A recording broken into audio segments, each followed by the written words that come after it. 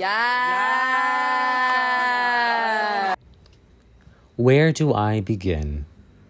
I suppose it started when he messaged me on the app. Grindr? Not just once, but multiple times.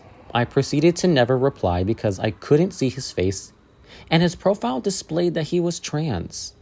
Now, I'm not transphobic. I'm just personally not interested in a woman who has trans to a man, no matter how manly you look. Again, I don't hate trans people. I want to make that very clear in case anyone wants to put false labels on me. Moreover, I finally responded to this guy. Let's call him Reese. Reese replied back stating how much he likes my physique and blah, blah, blah, blah, blah, blah, blah, like many others do. But what fixed my attention was not that he had a stunning build too, like the beefy, muscular look that I enjoy so much to look at. But he said that he went to the same high school and that he knew who I was. Awkward, I felt. We continued to message back and forth for a while, as he told me he found me desirable and that he's never done anything with a guy.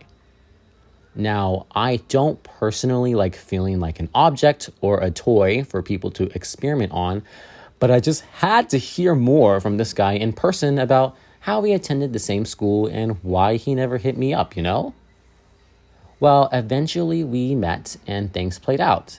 He said, "Yeah, I just don't think males are for me." By the way, Reese is bi. It didn't bother me that he didn't want to fully experiment, and it was also a relief because I'm not so much into hookups anyway. It's just weird, like, oh, hey, I don't know you, but let's touch each other and, should I take off my clothes now? So what do you like? I'm an introvert, so hookups give me anxiety and I'm not all for it. After the encounter with Reese, I proceeded with, let's work out sometime. He agreed and then we didn't really chat for over a month. Eventually, I forgot he existed because I didn't really care. I focus on myself quite a bit. No, a lot. One day, Reese messaged me stating he wanted to work out. Sure, I said. Upon that day, he and I worked out our back muscles. He was quite eccentric and goofy, which at first I was like, yeah, this ain't my vibe, B. But it was also cute in a way. After that workout, we both went home. Later, he messaged me stating he wanted to work out again the following day. Now, I already had a set routine that I would do, so basically working out with him introduced me to 2-a-days where you work out twice in a day. Well, things went along and we started working out more and more with each other. We started to become more vulnerable. Time passes and not only did we work out a lot with each other, we would go out to eat, watch movies, hang out at his house and watch Netflix and other various movies and shows.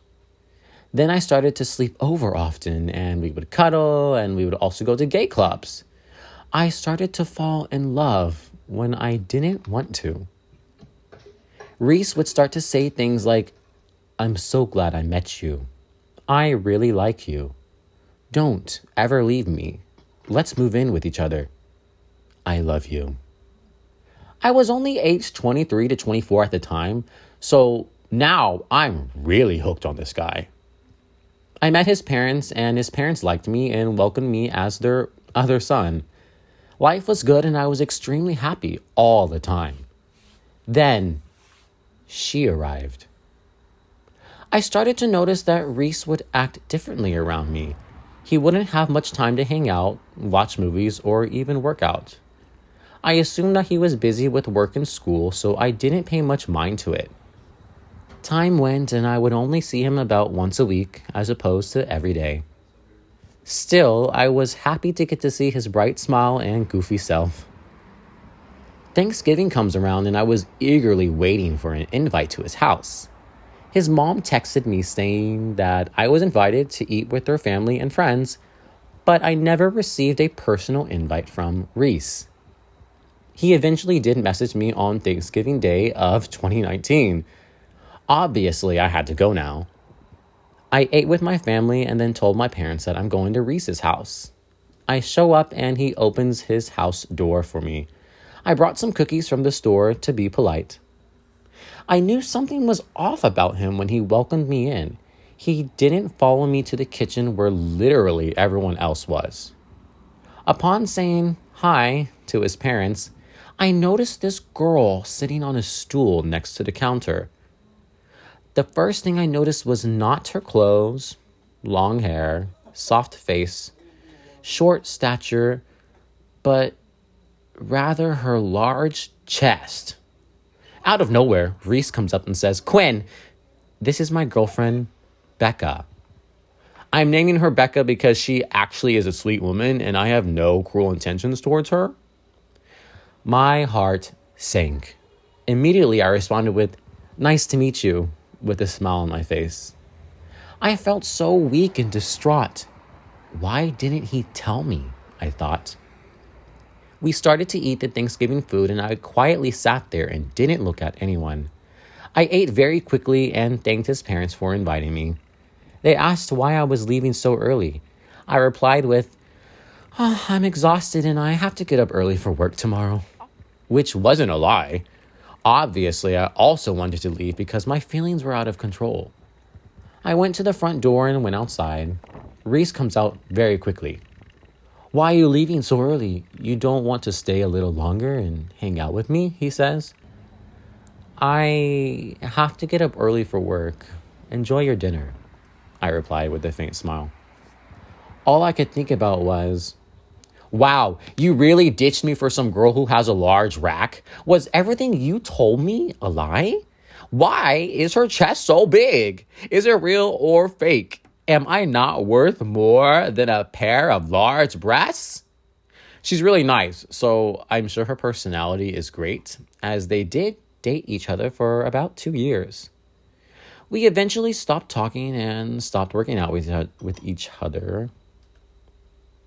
I started working in South Korea and I forgot he existed. I was happy again and loved focusing on myself. Until one day he messaged me on Snapchat and started saying all the things he used to tell me.